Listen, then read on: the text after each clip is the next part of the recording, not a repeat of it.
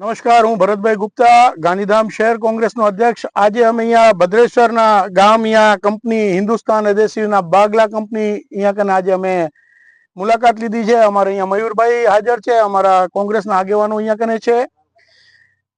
અત્યારે આ દેશની અંદર જે માહોલ ચાલી રહ્યો છે હું તમને કહીશ કે આ સરકારે ઉપરથી દરેક કંપનીઓના માલિકોને કે પોર્ટના અધિકારીઓને બધાને એમ કહી દીધું છે કે અમે જે કહીએ એ જ કરવાનું છે। એટલે ઉપરથી આકાઓનો મેસેજ આવે એટલે ગરીબ લોકોનો મરો।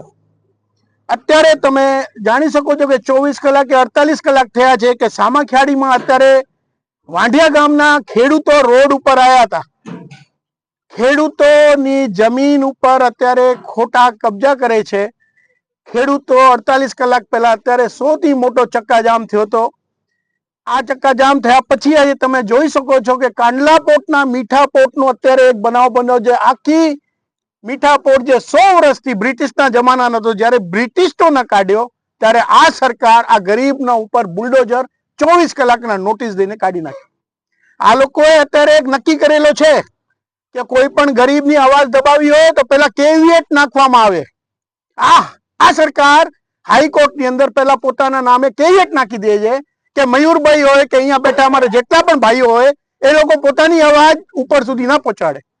હું એઝ એ કોંગ્રેસ પાર્ટીનો અહીંયા આગેવાન, અમારા બધા આગેવાનો અહીંયા કને છે, હું ખાતરી આપું છું અગર જે આ કંપની અગર 24 કલાકની અંદર આ 3 માણસોને જેને કાઢ્યા છે ના લઈને એમની બધી જેટલી માંગ છે પૂરી ના કરે, કોંગ્રેસ પાર્ટી કાવિયેટ નાખવા જઈ રહી છે આપના બધાને તરફથી। હું આયા કને કંપનીના બાગલાના જે માલિક દિલ્હીમાં બેઠા છે એસીમાં કે આ માણસોના પરસેવીથી આ કંપની ચાલે છે।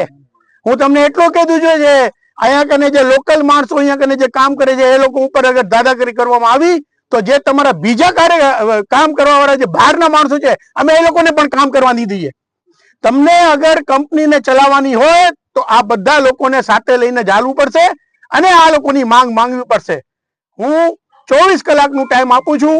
24 કલાકમાં જે અગર કંપની નિર્ણય ન લે તો કોંગ્રેસ પાર્ટી અમે ભેગા થઈને એક આંદોલન કરશું અને કંપનીના ગેટ ઉપર ચક્કાજામ કરશું। સિર્ફ આ ગામના જ બધા માણસો નહીં, બહારના જે માણસો અંદર કામ કરવા આવે છે એ લોકોને પણ રોકવાનું કામ અમે કરશું। અને ભલે તમે પોલીસને આગળ કરજો અમને લઈ જવા માટે, અમે તૈયાર છીએ। અમે અમારે કને કામ નથી, અમે જેલમાં બેસશું। જય માતાજી।